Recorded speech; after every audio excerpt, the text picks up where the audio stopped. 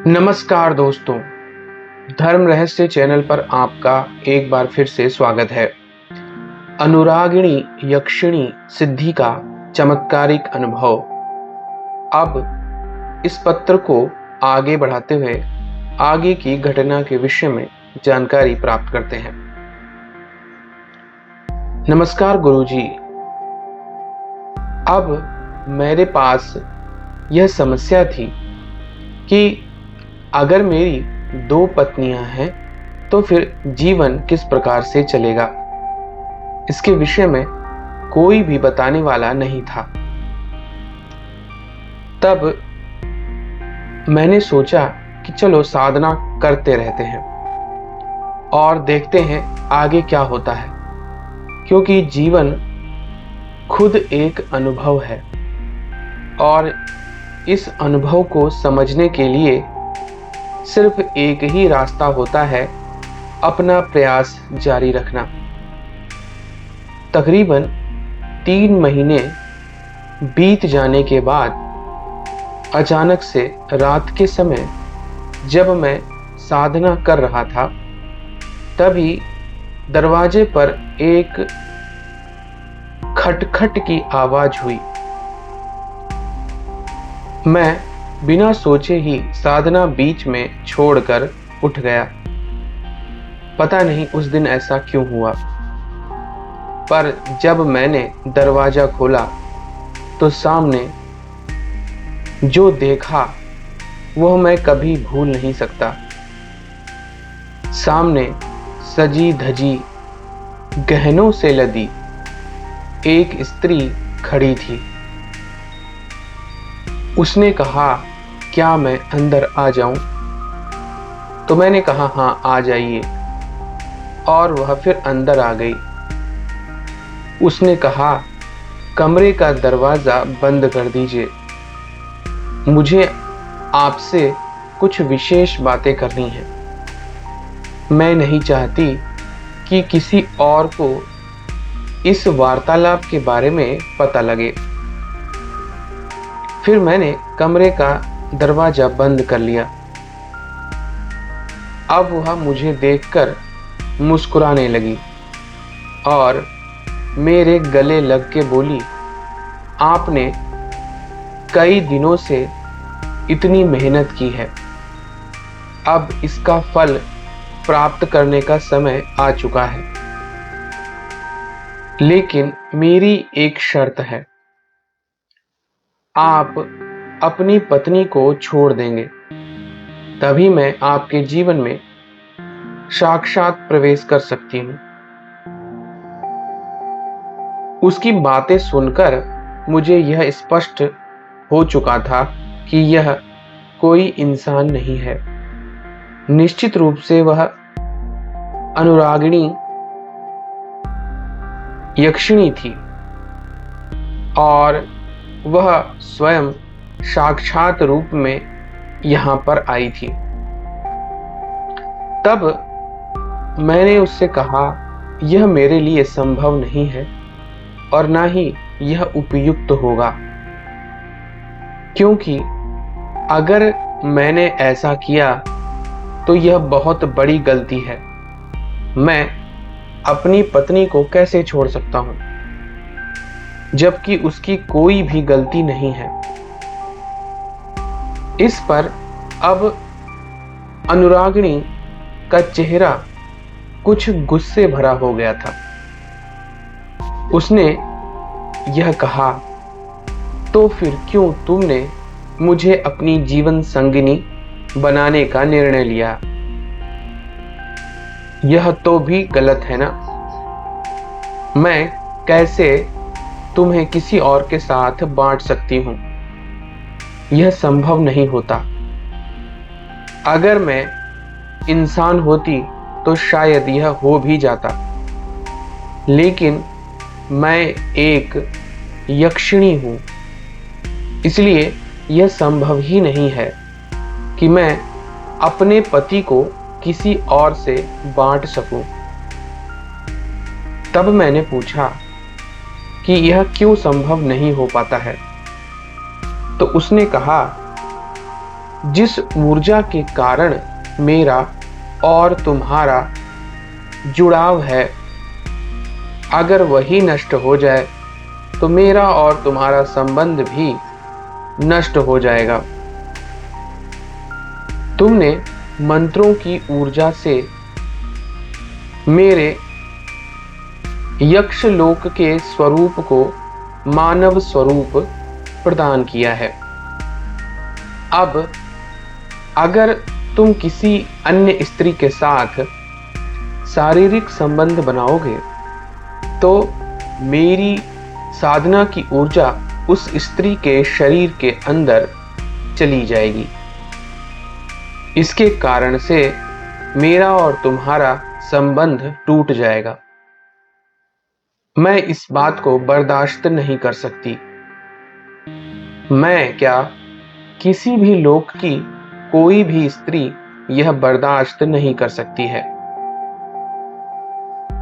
मैं अगर क्रोधित हो गई तो तुम्हारी पत्नी की हत्या कर दूंगी, और या फिर मैं तुम्हें ही दंड दूंगी और तुम्हें छोड़कर भी चली जाऊंगी।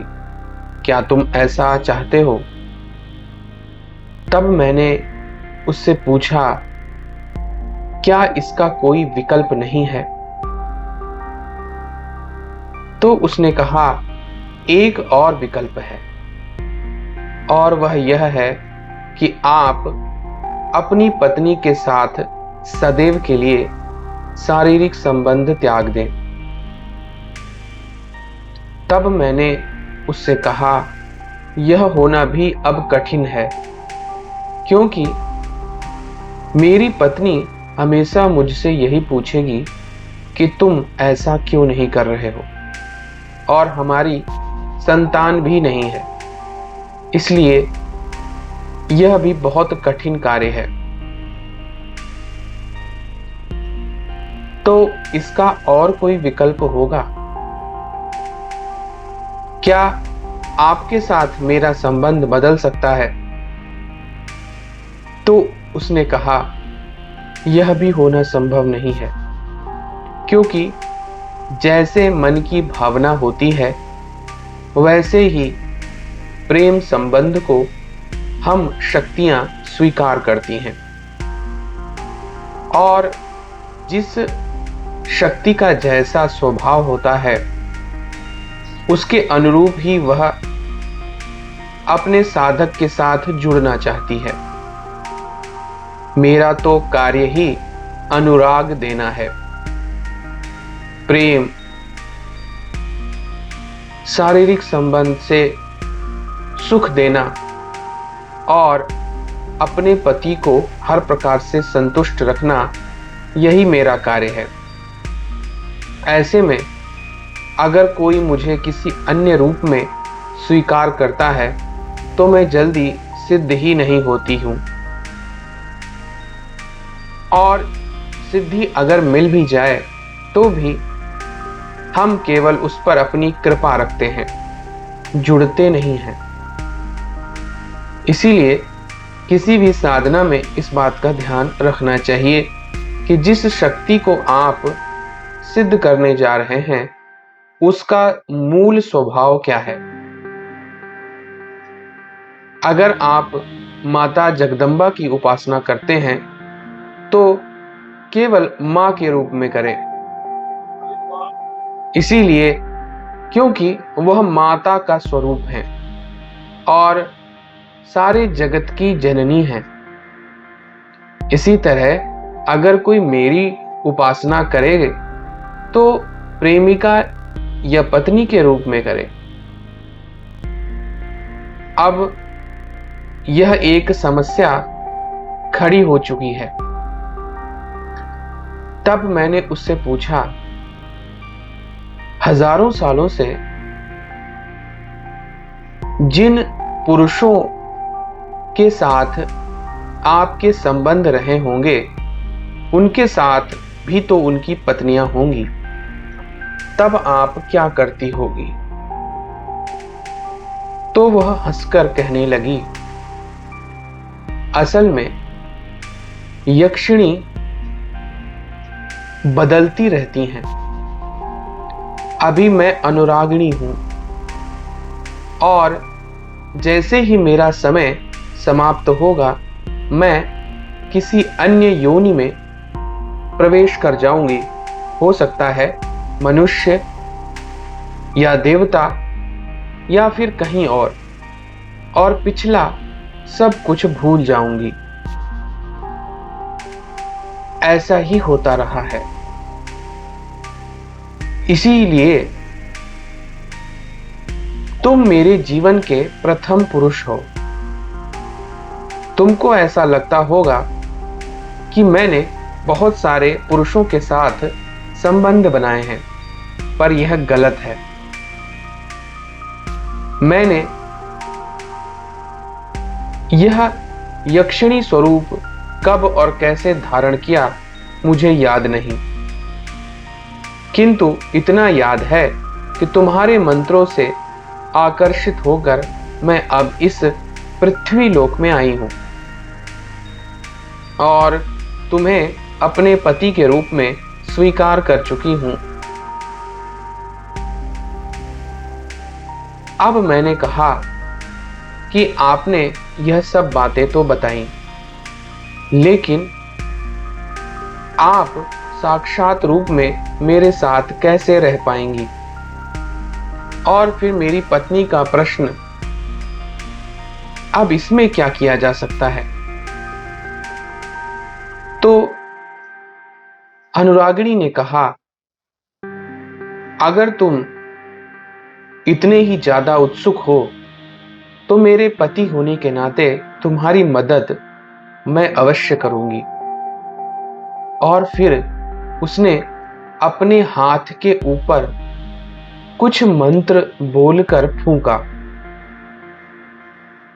और तभी सामने एक दृश्य मुझे दिखाई दिया। वहां पर एक शक्तिशाली पुरुष प्रकट हो गया था। उसने आते ही कहा, देवी, आपने मुझे यहां इस पृथ्वी लोक में किस कारण से बुलाया है? तब नमस्कार करते हुए अनुरागिणी ने कहा, आप मेरी इस समस्या का समाधान कीजिए। यह व्यक्ति जिसने मुझे अपने मंत्रों की ऊर्जा के माध्यम से सिद्ध किया है और अपनी पत्नी रूप में स्वीकार किया है, इसकी भी पत्नी है और यह अपनी पत्नी से भी प्रेम करता है, उसे छोड़ना भी नहीं चाहता, उसके साथ संबंधों को त्यागना भी नहीं चाहता। अब हम दोनों एक साथ कैसे रह सकते हैं? इसके संबंध में अगर कोई विकल्प हो तो कृपया उसके बारे में बताइए।